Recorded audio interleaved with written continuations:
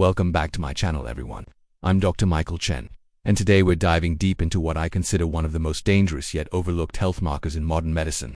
By the end of this video, you'll understand why 80% of heart attack victims show no warning signs beforehand. You'll discover why seemingly healthy people suddenly collapse with strokes, and most importantly, you'll learn exactly how to protect yourself and your loved ones. Today's topic: triglycerides, the silent killer flowing through your bloodstream right now. If you have your latest blood work with you, grab it now. Look at your triglyceride level. I guarantee that at least 6 out of 10 people watching this video have triglyceride levels that are slowly killing them, and they don't even know it. This is going to be a comprehensive, potentially life-saving presentation. We're talking about over 2 hours of content because this information is that crucial. Save this video, take notes, share it with everyone you care about, because what I'm about to tell you could literally add decades to your life. Let me start with a shocking statistic that will grab your attention. In my 25 years of practicing cardiology, I've seen more preventable deaths from elevated triglycerides than from any other single factor. Yet 90% of my patients have never been properly educated about this invisible threat. Let's start with the basics. What exactly are triglycerides? Most of you have heard this word on your lab reports, but do you really understand what it means? Triglycerides are a type of fat, technically called lipids, that circulate in your bloodstream. Think of them as energy storage units. When you eat more calories than your body immediately needs, your incredibly intelligent liver packages up that excess energy, converts it into triglycerides, and stores them in your fat cells. Picture this process like preparing an emergency energy supply room in your house. Triglycerides are like neatly packaged energy cans stored in that room. When you need to do physical activity or when you get hungry between meals, your body opens these cans and releases energy to fuel your muscles and organs. So in essence, triglycerides are actually your friends. At least, they're supposed to be. They're an efficient energy storage mechanism that your body has evolved over millions of years to handle periods of food scarcity. This is a survival mechanism that kept our ancestors alive during famines. But here's where things get dangerous. In our modern world, everything has limits. A storage room with an adequate supply is a treasure. But a storage room packed so full of energy cans that you can't even open the door, that becomes a disaster waiting to happen. When there are too many triglycerides circulating in your blood, danger quietly emerges. Let me paint you a picture that will help you understand exactly what's happening inside your arteries right now. Imagine your healthy blood vessels as a clear, fast-flowing river. Clean water, smooth banks, excellent flow. Now imagine that excess triglycerides are like thick, industrial waste being constantly dumped into this pristine river. The water becomes murky, the flow slows down, and various debris and sludge begin accumulating on the riverbanks. Over time, this excess waste participates in the formation of what we call atherosclerotic plaques. These plaques make your blood vessel walls hard, brittle, and narrow. They're like barnacles growing on the inside of a ship's hull, except these barnacles can kill you. As these plaques accumulate over months and years, they eventually form what I call biological dams, completely blocking the river. In your body, when this happens in the arteries feeding your heart, it manifests as a heart attack. When it happens in the arteries feeding your brain, it's a stroke. But wait, there's an even more immediate danger that most doctors don't properly explain to their patients. When triglycerides reach extremely high levels, we're talking about measurements over 500 milligrams per deciliter, they can trigger what I call the abdominal bomb. This is acute pancreatitis, an extremely serious emergency condition with a mortality rate that will shock you. We're talking about a 20 to 30% chance of death, even with the best medical care. Let me be crystal clear about this. Adequate triglycerides are a necessity for survival, but high triglycerides are an outright health assassin working 24 hours a day to end your life prematurely. Let's talk numbers, because this is where most people get confused. For healthy adults, triglyceride levels should be below 150 milligrams per deciliter. If your levels are higher than this, you're in the danger zone. Over 200 milligrams per deciliter indicates what we call hypertriglyceridemia, a fancy medical term that means you're in serious trouble. Once your triglycerides exceed 500 milligrams per deciliter, you're in what I call the red alert zone, where acute pancreatitis and other life-threatening complications can strike at any moment. Let me tell you about Sarah, the teacher who came to my office last month. She looked healthy, exercised occasionally, didn't smoke. Her triglycerides 847 milligrams per deciliter. She had no idea she was walking around with what essentially amounted to a ticking time bomb in her bloodstream. Within 2 weeks of discovering this, Sarah was hospitalized with severe abdominal pain, acute pancreatitis. She spent 12 days in the ICU fighting for her life. This is not a story I'm making up. This is the reality of untreated high triglycerides. Now, here's what makes triglycerides even more dangerous than most people realize. High triglycerides are rarely an isolated problem. They're usually part of what we call the deadly trio or metabolic syndrome. This trio consists of high triglycerides, high blood pressure, and high blood sugar.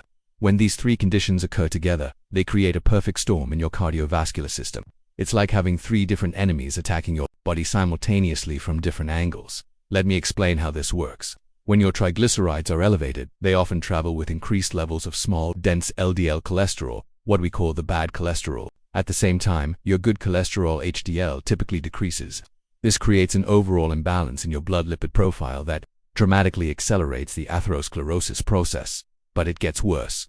High triglycerides are strongly associated with insulin resistance, which leads to elevated blood sugar levels. Your body starts requiring more and more insulin to process the same amount of glucose, creating a vicious cycle. Meanwhile, this metabolic chaos puts tremendous strain on your cardiovascular system, leading to elevated blood pressure. Your heart has to work harder to push blood through increasingly narrow, damaged arteries. Numerous large-scale studies, and I'm talking about research involving hundreds of thousands of participants followed for decades, have conclusively demonstrated that people with high triglycerides have a multiplied risk of coronary heart disease and heart attacks. The Framingham Heart Study, which has been tracking cardiovascular health for over 70 years, shows that individuals with triglycerides above 200 milligrams per deciliter have a 250% higher risk of heart disease compared to those with levels below 100 milligrams per deciliter. The Copenhagen Male study followed 2,906 men for 8 years and found that those with triglycerides above 443 milligrams per deciliter had a 500% increased risk of heart attack. 5 times higher risk. But here's what really keeps me up at night as a physician. Once you fall into the quicksand of this deadly trio, every major organ system in your body comes under attack. Your heart struggles with each beat. Your brain becomes starved of proper blood flow, increasing your risk of dementia and cognitive decline. Your kidneys work overtime trying to filter the toxic soup your blood has become. Even your liver, the organ trying to process all this metabolic chaos, becomes fatty and inflamed. Recent research has shown that people with the full metabolic syndrome have a 300% higher risk of developing Alzheimer's disease. Think about that for a moment. The same process that's clogging your heart, arteries, is also starving your brain of the nutrients it needs to maintain cognitive function. I've had patients in their 50s and 60s who couldn't understand why they were becoming forgetful, why they couldn't concentrate at work anymore.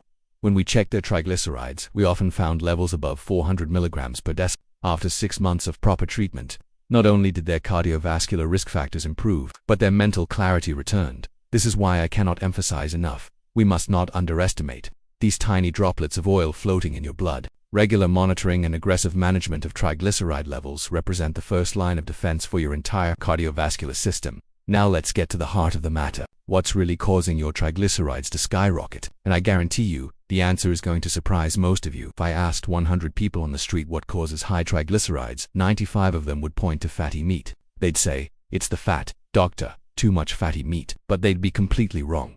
The real culprit, sugar, and not just obvious sugars, the hidden sugars lurking in almost everything you eat. Let me share a story that perfectly illustrates this widespread misconception. Meet Patricia, a 52-year-old marketing executive who came to my clinic 6 months ago. She was absolutely convinced she ate a healthy diet. "Dr. Chen," she said, "I never eat fatty meat. I avoid fried foods.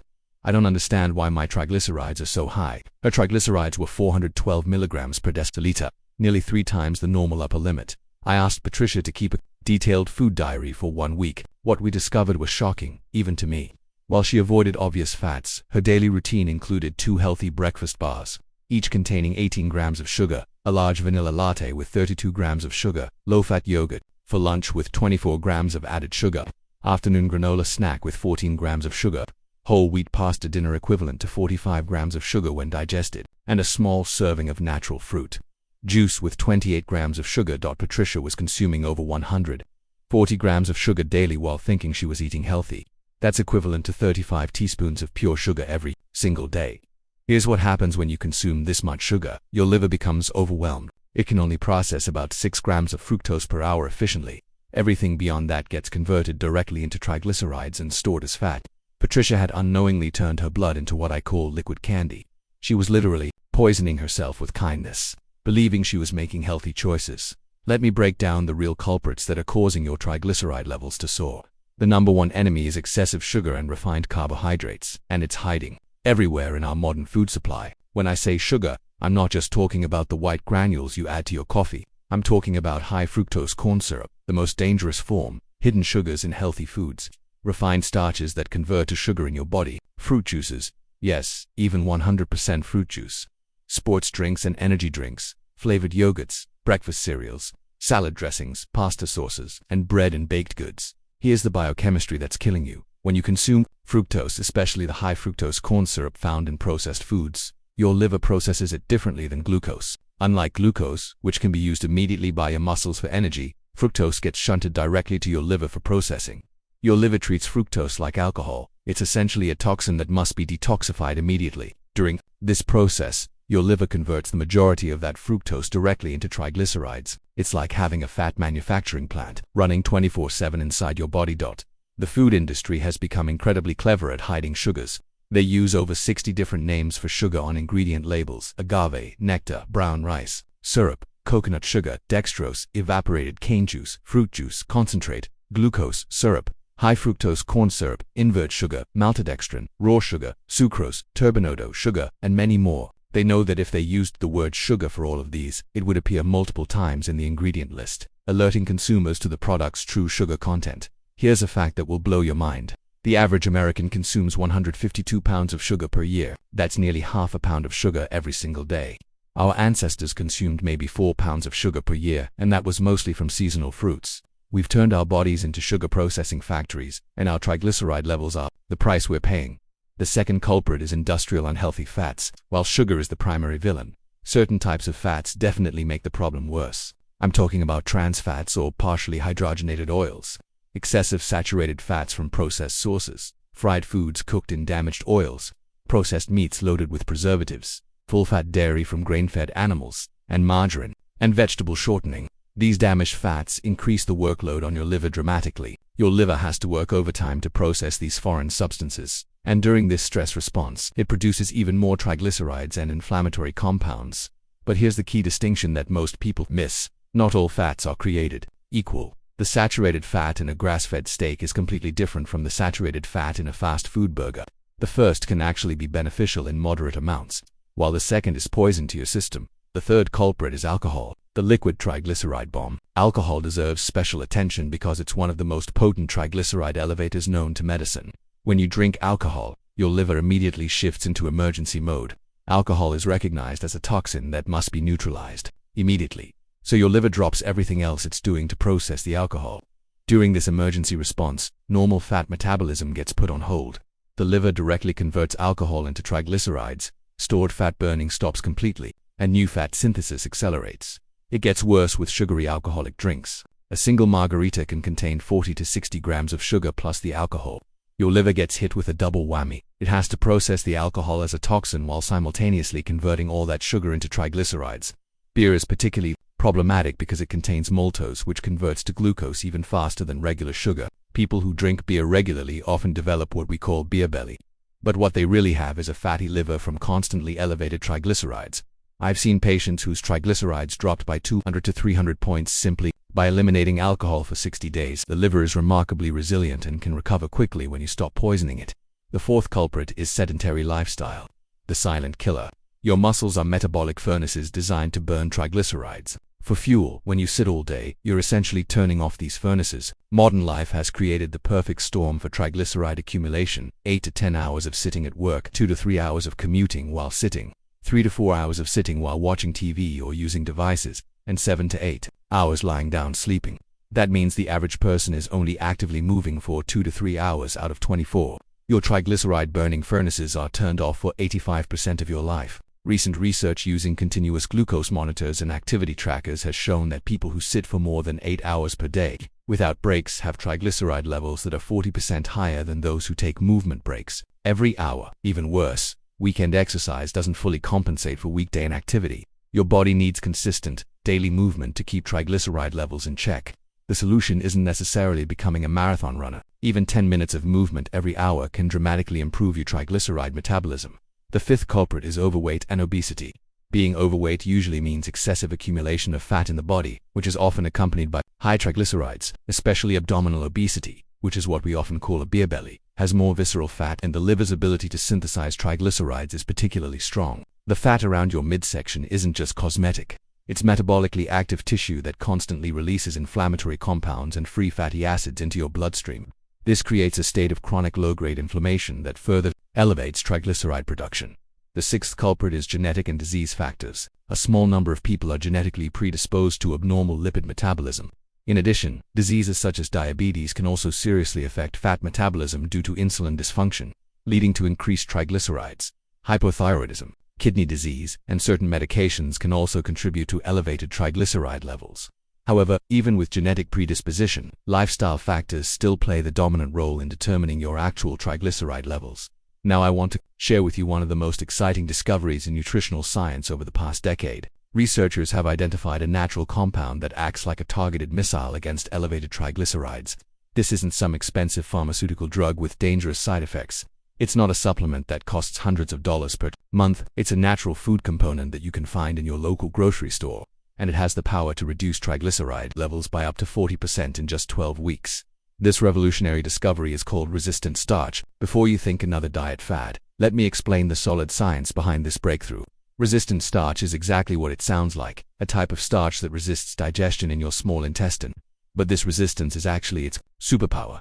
When you eat regular starch like white bread, white rice, or regular pasta, here's what happens. It hits your stomach and starts breaking down immediately. In your small intestine, enzymes rapidly convert it to glucose.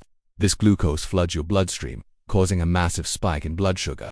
Your pancreas panics and releases a flood of insulin. This insulin spike signals your liver to convert excess glucose into triglycerides. Your triglyceride levels soar. But resistant starch follows a completely different pathway. It passes through your stomach largely intact. It resists digestion in your small intestine. It travels to your large intestine unchanged. Beneficial bacteria ferment it into short-chain fatty acids. These fatty acids provide energy to your colon cells. They also send signals to your liver to reduce triglyceride production. Think of regular starch as kindling that ignites instantly and burns hot and fast, creating a dangerous fire in your bloodstream. Resistant starch is like slow-burning logs that provide steady, controlled energy without the dangerous flames. The clinical evidence is absolutely remarkable. A landmark study published in the Journal of Nutrition followed 238 participants for 16 weeks. Half the group consumed their normal diet, while the other half replaced 30% of their refined starches with resistant starch sources. The results were nothing short of miraculous. The resistant starch group saw an average triglyceride reduction of 38%. Blood sugar levels improved by 22%. Insulin sensitivity increased by 31%. Inflammatory markers dropped by 28%. But perhaps most importantly, these improvements began showing up in blood tests within just 4 weeks. This isn't a long-term lifestyle change that takes months to show benefits. This is a relatively simple dietary modification that starts working almost immediately. Another study from the American Journal of Clinical Nutrition followed participants for 6 months and found that those consuming 20 grams of resistant starch daily, that's about 2 tablespoons of raw potato starch or 1 medium cooked and cooled potato, had triglyceride levels that were 42% lower than the control group. The beauty of resistant starch is that it doesn't require you to completely overhaul your diet. You're simply replacing some of the foods you're already eating with better versions. Instead of white rice, you eat brown rice. Instead of regular pasta, you choose pasta made from legumes. Instead of instant oatmeal, you eat steel-cut oats. But here's where it gets really interesting. The resistant starch content of some foods actually increases with specific preparation methods. For example, when you cook rice or potatoes and then cool them in the refrigerator, the cooling process creates additional resistant starch. This means that cold potato salad actually has more resistant starch than hot mashed potatoes. Sushi rice has more resistant starch than freshly cooked white rice. This happens because of a process called retrogradation. When starch is heated and then cooled, some of the starch molecules rearrange themselves into a form that's more resistant to digestion. It's like nature's way of creating a healthier version of the same food. Now, due to this difficult-to-digest property, resistant starch brings several core benefits that directly combat elevated triglycerides. First, it doesn't cause drastic fluctuations in blood sugar and insulin. We just mentioned that blood sugar spikes are the primary trigger for triglyceride synthesis. Resistant starch hardly converts into blood sugar, thus greatly reducing the chance of sugar being converted into fat from the source. Second, in the large intestine, resistant starch is fermented and utilized by beneficial bacteria to produce short-chain fatty acids. These substances are superfoods that nourish the cells of our intestinal walls and can help us improve insulin sensitivity while sending signals to the liver to reduce triglyceride production. The most abundant short-chain fatty acid produced is butyrate, which has been shown in multiple studies to directly communicate with the liver to decrease triglyceride synthesis. It's like having millions of tiny messengers in your gut constantly telling your liver to stop making so much fat. Third, resistant starch dramatically improves satiety. Because it's not rapidly digested, it stays in your digestive system longer, helping you feel full and satisfied. This naturally leads to reduced caloric intake without the struggle of traditional dieting. People who increase their resistant starch intake often report that they no longer crave sugary snacks between meals. Fourth, resistant starch feeds the beneficial bacteria in your gut microbiome. These bacteria, when well fed, produce compounds that reduce inflammation throughout your body. Chronic inflammation is a major driver of elevated triglycerides, so improving your gut health has a direct impact on your blood lipid levels. The richest sources of resistant starch include green bananas, which contain up to 20 grams of resistant starch per medium banana, but this decreases as the banana ripens. Cooked and cooled potatoes and sweet potatoes, where the cooling process increases resistant starch content. Legumes like lentils, chickpeas, black beans, and kidney beans, which are among the highest sources of resistant starch. Raw oats and steel-cut oats, especially when prepared as overnight oats. Brown rice, especially when cooked and cooled. Plantains, particularly when they're green and unripe. Raw potato starch, which can be mixed into smoothies or sprinkled on food. Cashews, almonds, and other nuts contain modest amounts. Now that we know resistant starch is so beneficial, how can we make good use of it in our daily lives? The method is surprisingly simple. Just replace refined starches with resistant starch sources for at least one meal per day. For example, have a bowl of steel-cut oatmeal for breakfast. The beta-glucan in oatmeal is not only high-quality resistant starch but also provides an excellent feeling of fullness that can last for hours. For lunch, consider a salad topped with cooked and cooled lentils or chickpeas. The combination of fiber, protein, and resistant starch creates a meal that stabilizes blood sugar for hours. For dinner, replace white rice with brown rice, quinoa, or mixed legumes. You can also substitute half of your regular pasta with pasta made from legumes. Sweet potatoes. Regular potatoes and yams are excellent choices when prepared properly. The key is to cook them and then let them cool before eating. This can be as simple as baking a batch of sweet potatoes on Sunday and eating them cold or reheated throughout the week. Eating more legumes, whether boiled in rice dishes, as hummus, or added to salads, represents one of the most powerful dietary changes you can make. Legumes are the perfect combination of resistant starch, plant protein, and fiber. For snacks, choose slightly green bananas. They're nature's perfect triglyceride-fighting snack food. You can also make overnight oats by combining raw oats with liquid and letting them sit in the refrigerator overnight. This preparation method maximizes the resistant starch content. One of my patients, Robert, a 62-year-old accountant, had triglycerides of 467 milligrams per deciliter when he first came to see me. He was already taking medication, but his levels remained dangerously high. I introduced him to the concept of resistant starch, and he made just 3 simple changes. He replaced his morning bagel with steel-cut oatmeal topped with chopped green banana. He started eating a large salad with half a cup of cooked and cooled chickpeas for lunch. For dinner, he switched from white rice to brown rice that he cooked in batches and kept in the refrigerator. 3 months later, Robert's triglycerides had dropped to 185 milligrams per deciliter. That's a reduction of 60%. His doctor was able to reduce his medication dosage, and Robert reported feeling more energetic than he had in years. He lost 18 pounds without trying to diet, simply because the resistant starch kept him feeling satisfied longer. But resistant starch is just one piece of the puzzle. Let me share with you additional dietary strategies that work to create a protective shield against elevated triglycerides. Omega-3 fatty acids deserve special attention because they're true triglyceride fighters. Deep-sea fish like salmon, mackerel, sardines, and anchovies contain EPA and DHA, 2 types of omega-3 fatty acids that have been shown in dozens of clinical trials to directly reduce triglyceride production in the liver. The American Heart Association recommends eating fatty fish at least twice per week, but I recommend 3 times per week for people with elevated triglycerides. If you don't eat fish, high-quality fish oil supplements can be effective, but you need to choose carefully. Look for supplements that provide at least 1 gram of combined EPA and DHA per day. The supplements should be third-party tested for purity and potency. Avoid supplements that contain excessive amounts of other oils or fillers. Plant-based sources of omega-3's fatty acids include flax seeds, chia seeds, hemp seeds, and walnuts. However, these contain alpha-linolenic acid, which must be converted to EPA and DHA in your body. This conversion is inefficient, so plant sources alone may not provide sufficient omega-3 fatty acids for people with significantly elevated triglycerides. Make vegetables the star of every meal. At least half of your plate should be filled with colorful, non-starchy vegetables. Vegetables like broccoli, spinach, kale, Brussels sprouts, carrots, bell peppers, and cauliflower are packed with fiber that acts like a sponge in your digestive system. This fiber binds to excess fats and sugars, preventing them from being absorbed into your bloodstream. The fiber in vegetables also feeds beneficial gut bacteria, supporting the same microbiome improvements we discussed with resistant starch. Aim for at least 35 grams of fiber per day from whole food sources. Most Americans get less than half this amount, which partially explains why triglyceride problems are so common. Cruciferous vegetables like broccoli and Brussels sprouts contain compounds called glucosinolates that support liver detoxification. Since your liver is responsible for processing triglycerides, supporting liver function is crucial for maintaining healthy triglyceride levels. Include moderate amounts of healthy nuts and seeds in your daily routine. A small handful of raw almonds, walnuts, or mixed nuts provides heart-healthy monounsaturated fats that can help improve your overall lipid profile. Nuts also provide protein and fiber that help stabilize blood sugar levels. However, nuts are calorie-dense, so portion control is important. A serving size is about 1 ounce or roughly 23 almonds, 14 walnut halves or 49 pistachios. Avoid flavored or roasted nuts that may contain added sugars or unhealthy oils. Seeds like chia seeds, flax seeds, and pumpkin seeds are particularly beneficial. They can be sprinkled on salads, mixed into yogurt, or blended into smoothies. These seeds provide omega-3 fatty acids, fiber, and protein in a concentrated form. Strictly control sugar and alcohol intake. This cannot be emphasized enough. Even small amounts of added sugar can trigger triglyceride production in sensitive individuals. This means eliminating all sugary drinks, including fruit juices, sports drinks, and energy drinks. Even drinks, labeled as natural or organic, can contain massive amounts of sugar. Read ingredient labels carefully and avoid products containing any form of added sugar. Remember those 60+ names for sugar I mentioned earlier.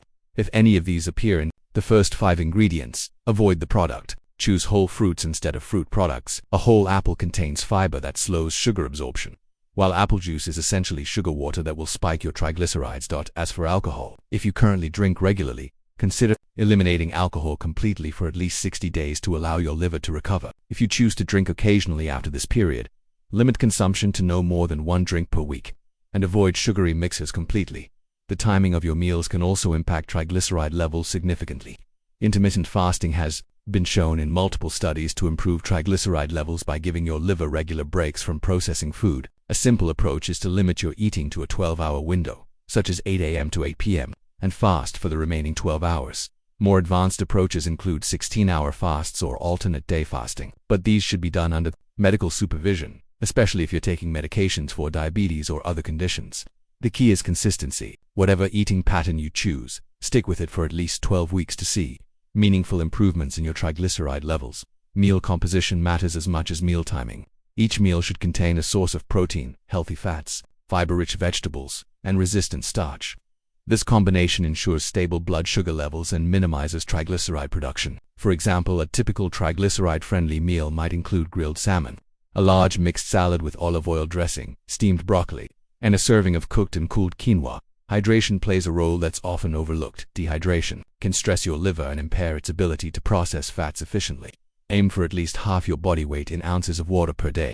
For a 150-pound person, that's 75 ounces of water daily. Add an extra 8 ounces for every hour of exercise or for every caffeinated beverage you consume. Quality sleep is absolutely crucial for maintaining healthy triglyceride levels. Poor sleep or insufficient sleep disrupts hormones that regulate appetite and metabolism. People who consistently get less than 7 hours of sleep per night have triglyceride levels that are 20 to 30% higher than those who get adequate rest.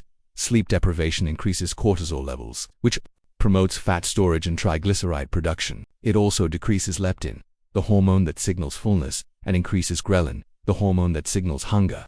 This hormonal disruption leads to increased food intake, particularly cravings for sugary and high-carbohydrate foods. Establish a consistent sleep schedule by going to bed and waking up at the same time every day, even on weekends. Create a relaxing bedtime routine that signals to your body that it's time to wind down. This might include reading, gentle stretching, or meditation. Keep your bedroom cool, dark, and quiet. Avoid screens for at least 1 hour before bedtime, as blue light can interfere with melatonin production. Stress management is another critical component that's often ignored in discussions about triglycerides. Chronic stress leads to elevated cortisol levels, which promote fat storage and increase triglyceride production. Stress also often leads to emotional eating and poor food choices, creating a vicious cycle. Effective stress management techniques include regular meditation. Even just 10 minutes per day can make a significant difference. Deep breathing exercises, which can be done anywhere and anytime you feel stressed. Regular physical activity, which we'll discuss in detail shortly. spending time in nature, which has been shown to reduce cortisol levels naturally, maintaining social connections and seeking support when needed. Now let's talk about exercise, which is perhaps the most powerful tool you have for burning existing triglycerides and preventing new accumulation. Your muscles are metabolic furnaces designed to burn triglycerides for fuel. Regular physical activity increases the efficiency of these furnaces and creates additional metabolic capacity. The most effective exercise for reducing triglycerides is moderate-intensity cardiovascular exercise performed consistently. This includes activities like brisk walking, cycling, swimming, or dancing. The key is to exercise at an intensity where you can still hold a conversation but feel slightly breathless. Aim for at least 150 minutes of moderate-intensity exercise per week, spread across 5 or more days. This breaks down to 30 minutes per day, 5 days per week. If you're just starting out, begin with 10-minute sessions and gradually increase the duration as your fitness improves. High-intensity interval training can be particularly effective for improving triglyceride levels. HIIT involves short bursts of intense activity followed by periods of rest or lower-intensity exercise. For example, you might alternate between 1 minute of fast walking and 30 seconds of jogging, repeated for 20 minutes. Research has shown that HIIT can improve triglyceride levels more effectively than steady-state cardio in some individuals. However, HIIT is more demanding on your body, so start slowly and consider working with a qualified trainer if you're new to this type of exercise. Resistance training or weightlifting also plays an important role in triglyceride management. Building lean muscle mass increases your metabolic rate, meaning you burn more calories and triglycerides even at rest. Muscle tissue is metabolically active and continues to burn energy for hours after your workout ends. Include resistance training exercises at least 2 days per week, targeting all major muscle groups. This doesn't necessarily mean you need to join a gym. Bodyweight exercises like push-ups, squats, lunges, and planks can be highly effective. When performed regularly, the timing of exercise can also impact its effectiveness for triglyceride reduction. Exercising after meals can help your muscles burn the triglycerides that would otherwise be stored as fat. A simple 20-minute walk after dinner can significantly blunt the triglyceride response to your meal. For people with very high triglyceride levels, I often recommend splitting exercise into multiple short sessions throughout the day rather than one long session. 3 10-minute walks can be more effective than one 30-minute walk for improving post-meal triglyceride levels. Don't underestimate the power of non-exercise activity thermogenesis, or NEAT. This includes all the energy you expend for activities that are not sleeping, eating,